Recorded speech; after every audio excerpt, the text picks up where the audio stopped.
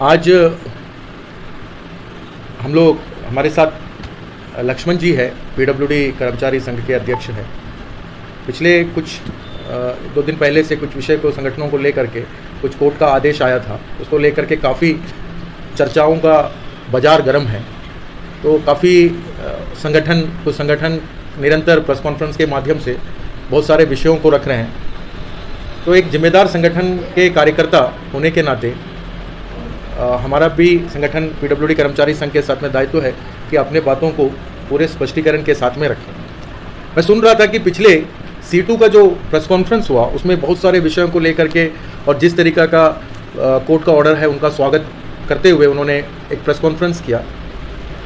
Court का जो पिछला निर्णय है वो माननीय उच्च न्यायालय द्वारा जो आदेश आया है, सभी उसका सम्मान करते हैं, लेकिन उसके साथ में कुछ जुड़ी बातों को हम रखेंगे। जो DRM का 130th का इशू है उसको लेकर के जो निरंतर जो बातें चल रहा है, जिस तरीका का C2 इसको लेकर के राजनीति कर रहा है, इसके ऊपर में मैं कुछ बातें अपना रखना चाहूँगा। देखिए, जो पीडब्ल्यूडी में जो मजदूर है ये कोई 2017 से अपॉइंटमेंट नहीं हुआ है। पहला चीज़, ये करीब 10-20 साल से पीडब्ल्यूडी में काम कर रहे हैं। ये 2000 का अपॉइंटमेंट है, कोई 2005 का अपॉइंटमेंट है, कोई 2000 का या 2000 से पहले का भी अपॉइंटमेंट है। इन लोग निरंतर कहीं ना कहीं उस टाइम में लेबर कॉन्ट्रैक्टर के पास में काम करते रहे, इनका कोई मांग पूरा होता नहीं, ये लेकर के कंटिन्यूअस इनका जो इनके साथ शोषण होता रहा। एक समय ऐसा आया कि इन्होंने खुद अपने मांगों को लेकर के काफ़ी उस समय के काफ़ी राजनीतिक दलों से बात किया। वो टाइम में वहाँ पर ना तो कोई आज का सरकार था, उस टाइम के सरकार थे, उनके कई लोगों से उन्होंने मिला, लेकिन उनका कोई विषय सकारात्मक रूप से हुआ नहीं। लेकिन 19 ये लोग कंटिन्यूअस एक बात करते हैं कि 1988 का जो ऑर्डर है उसके अनुपालन होना चाहिए, लेकिन ये जो 1988 का ऑर्डर को लेकर के C2 ने जितना कार्य किया है, इसका इम्प्लीटेशन जो है, इसका जो मजदूरों तक मिलना, ये 2014 के बाद में। 2014 में इनका कहना है कि इन्होंने प्रोटेस्ट किया। देखिए, 2017 में जो ऑर्डर आया है, ये ऑर्डर का कॉपी मेरे पास है, ये पॉलिसी डिसीजन है। रोहित जी काफ़ी इस विषय को कवर किए हैं।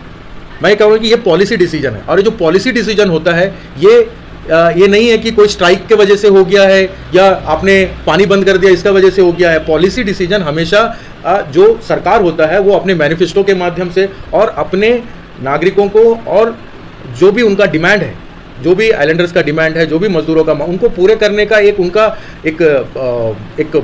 प्रॉमिस होता है, उसको पूरा करने का एक माध्यम होता है पॉलिसी डिसीजन लेना। तो 2017 में जो डिसीजन हुआ ये पूर्ण रूप से पॉलिसी डिसीजन है। C2 बताते हैं इसको लेकर के उन्होंने कब 2017 का ऑर्डर को लेकर के कोर्ट में केस फाइल किया है। कोई 2017 का डिसीजन है वो कोई भी कोर्ट के बेस में नहीं है, लेकिन 2017 में जो डिसीजन हुआ वो अगेंस्ट द वैकेंसी जितने लोग पीडब्ल्यूडी में काम कर रहे हैं उनके लिए हुआ। ये हम मानते हैं कि 2017 में जो 2014 का सरकार बनने के बाद में जिस तरीका का माहौल बना और जिस तरीका का डिसीजंस लिया, ये बहुत ही स्वागत योग्य है। उससे पहले के कई सरकार रहे हैं, लेकिन किसी ने भी इस मजदूर वर्ग का मांगों को पूरा नहीं किया। और जो तरह के C2 बोल रहा है कि फॉरेस्ट डिपार्टमेंट का, मैं आपको फॉरेस्ट डिपार्टमेंट के बारे में एक बात बता दूं कि बाराटांग का इन लोग बार बार छाती पीटते हैं कि बाराटांग के फॉरेस्ट डिपार्टमेंट का लोगों का काम है। बाराटांग में C2 का सबसे बड़ा करप्शन भी है। आज यहाँ पे रोहित जी है, मैं आपका ध्यान दिलाना चाहूंगा, आप पता करिए कितना रुपया इनका पैसा लेकर के C2 का एक आदमी केरल भाग गया। इसका समाधान कौन करेगा? वो टाइम में लाख रुपया का बात है जो C2 आज भी छुपा रहा है। इसी तरह का प्रकरण हड़बे में भी हुआ, जो मजदूरों का पैसा को लेकर के कोई ना कोई बाहर चुकता हो गया। ये सारे C2 का इतिहास है, इसमें मैं नहीं जाऊंगा। लेकिन 2017 का जो निर्णय है वो 2000 सरकार का पॉलिसी डिसीजन है और इसमें कहीं ना कहीं केंद्र का सहमति भी है। लेकिन 2017 का जो डिसीजन है कहीं ना कहीं अगेंस्ट द वैकेंसी है। तो 2017 सितंबर के बाद में जैसे जैसे ये डिसीजन हुआ, 2018 में C2 ने इसको केस में डाल दिया। अगर ये मामला 2018 केस में नहीं जाता तो बहुत ज़्यादा चांस था कि 2023 में या 2022 में जो निर्णय आया ये बहुत साल पहले हो जाता, क्योंकि अगर सरकार 2000 से ज़्यादा अधिक लोगों को 130th का पेमेंट देने को तैयार है तो जरूर वो बाकी लोगों के लिए बारे में भी विचार करता। लेकिन जो विचार करने का जो समय होना चाहिए वो समय C2 ने नहीं दिया और इसको पूर्ण रूप से कोर्ट में लेकर के चले गया। क्योंकि आपको पता है कि पीडब्ल्यूडी कर्मचारी संघ का जो गठन है वो 2021 में हुआ। ये पीडब्ल्यूडी कर्मचारी संघ का गठन क्यों हुआ? क्योंकि उससे पहले तो अंडमान निकोबार राज्य कर्मचारी महासंघ पीडब्ल्यूडी में नहीं था। लेकिन 2017 का जो निर्णय हुआ उसमें भारतीय मजदूर संघ का बहुत बड़ा रोल है, वो टाइम के सरकार का बहुत बड़ा रोल है, लेकिन कभी भी सीटू इसको मानेंगे नहीं।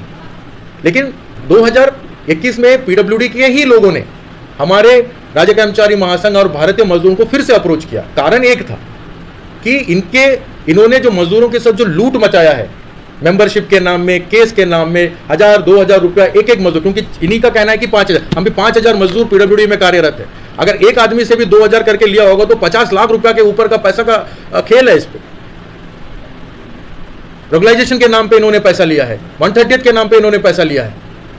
तो ये जो ये बोल रहे हैं कि कोर्ट में गया, कोर्ट में तो आप 2017 के पॉलिसी डिसीजन होने के बाद कोर्ट में गया, उससे पहले तो आपने इसको लेकर के कोर्ट में गया नहीं। फॉरेस्ट डिपार्टमेंट का आपने किया, लेकिन वहां पे आपने घोटाला भी तो किया है। उससे पहले तो आपने इसको लेकर के कोर्ट में गया नहीं। फॉरेस्ट डिपार्टमेंट का आपने किया, लेकिन वहां पे आपने घोटाला भी तो किया है। तो मेरा कहने का बात है कि आज आप कह रहे हैं कि राज्य कर्मचारी महासंघ जो है वो झूठ बोल रहा है। देखिए 2021 में जब पीडब्ल्यूडी के मजदूर हम पर आए थे, वो करीब 500 से ज़्यादा लोग हमारे ऑफिस में आए थे, 100-150 लोग आए थे, कई दौर का बैठक हुआ। सबका यही कहना था कि ये जो सीटू है, ये इनके जो मांग है पैसा को लेकर के वो उनसे परेशान है।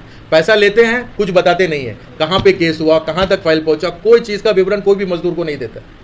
तो जब उनको लगा कि जब इन्होंने इनके साथ ठगा महसूस किया है, तब जाकर के इन्होंने हमारे ऑर्गेनाइजेशन को अप्रोच किया। उसके बाद से निरंतर 2000, हम भी नहीं बोल रहे कि भाई हम कोई 10 साल से सीटू में पीडब्ल्यूडी में काम कर रहे हैं। हमने भी कहा है 2021 से जो भी पीडब्ल्यूडी के कर्मचारियों ने हमारे पास में मांग रखा कि हमको बोनस को लेकर के आप हमारे लिए आवाज़ उठाइए, तो हमने बोनस को लेकर के काम किया है, 130th के पे को लेकर के काम किया है, रेगुलाइजेशन के लेकर के काम किया। तो निरंतर जो काम एडमिनिस्ट्रेशन के साथ में हमने मिल करके काम किया है, कहीं ना कहीं उसी का ही एक निर्णय है कि मजदूर का ऑर्डर 9 मई को आया है।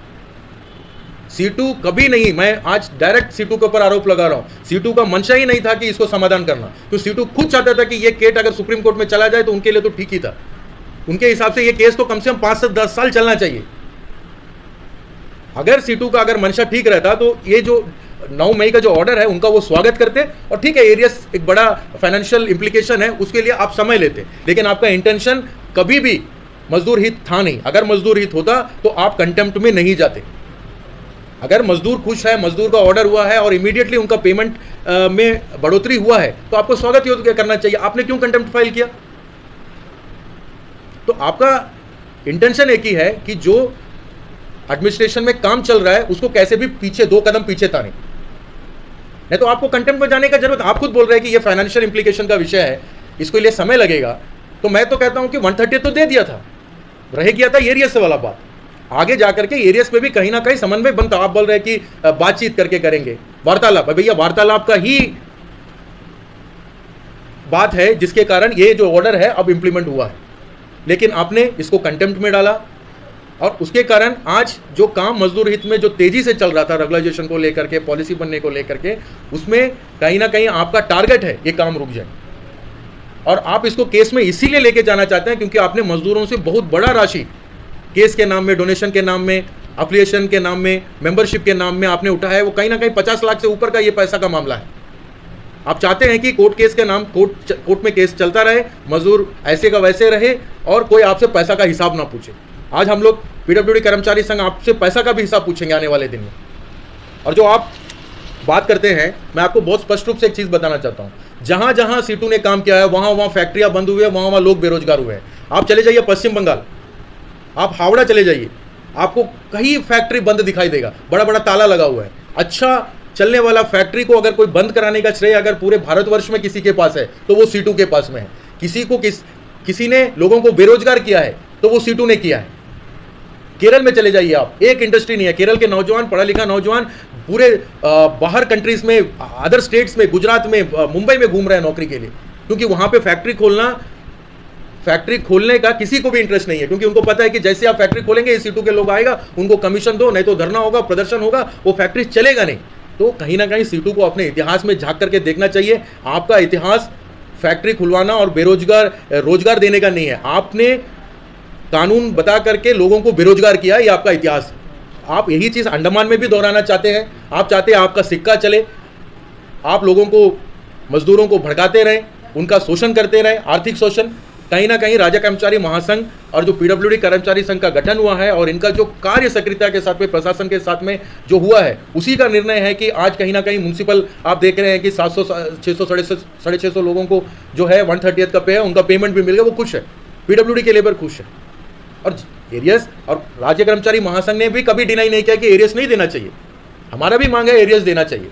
प्रशासन ने उसको कैसे भी इंप्लीमेंट किया, हमारा ताकि तत्काल प्रभाव से ये इंप्लीमेंट हो, वो इंप्लीमेंट हुआ, लेकिन आपने इसको कंटेम्प्ट में डाल करके पूरे प्रशासन को आपने, और जैसे हमारे सीएस सर बहुत ज़्यादा सकारात्मक थे मजदूरों को लेकर के, उनको आपने बैकफुट में धकेलने का काम किया है।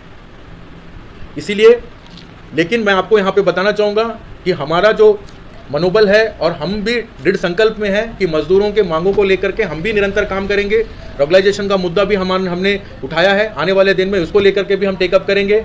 और आप चाहे कितना भी प्रोपेगेंडा करें, हमारा सोच और हमारा मकसद अटल है, मजदूर हित में है। भारतीय मजदूर संघ इसमें निरंतर काम कर रहा है, अंडमान निकोबार राज्य कर्मचारी महासंघ काम कर रहा है। हमारा काम पानी की तरह साफ है, आपके सामने में है।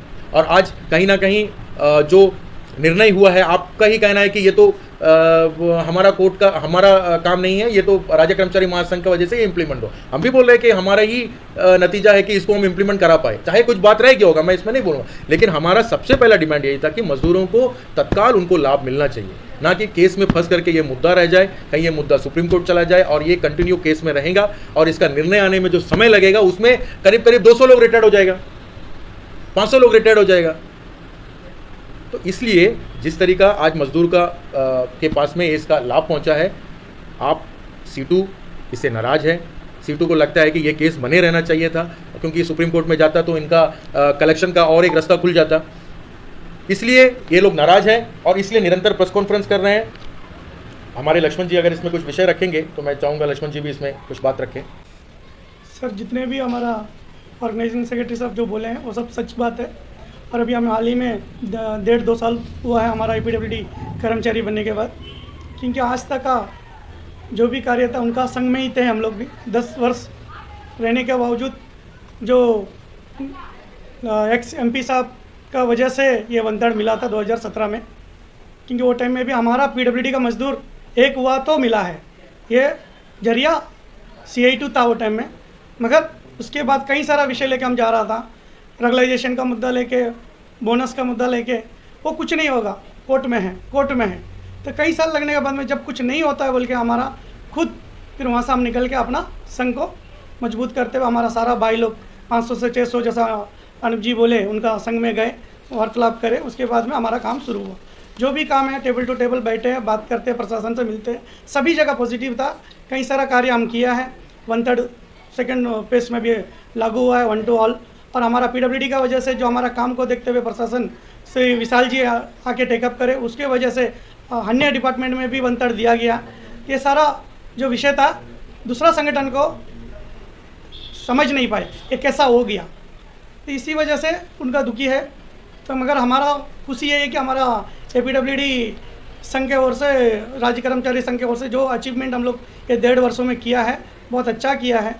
इसीलिए हर एक मजदूर से जुड़े और जो आने वाला एक ही मुद्दा हमारा पास है रेगुलाइजेशन का, जो एकता में ताकत है, जो अभी एकता जो अभी हम लोग 1.5 साल में जो दिखाए आंदोलन करें, उसका बहुत सारा लाभ मिला है और मिलते रहेगा। इसी के साथ में मैं धन्यवाद करता हूँ। नमस्कार। निष्पक्ष, स्वतंत्र और सच्चाई के साथ काम करते हुए देखेंगे। बस आपका प्यार और सपोर्ट हमारे चैनल को देते रहिएगा। सच्चाई और निडरता के साथ वी न्यूज़ है आपके साथ।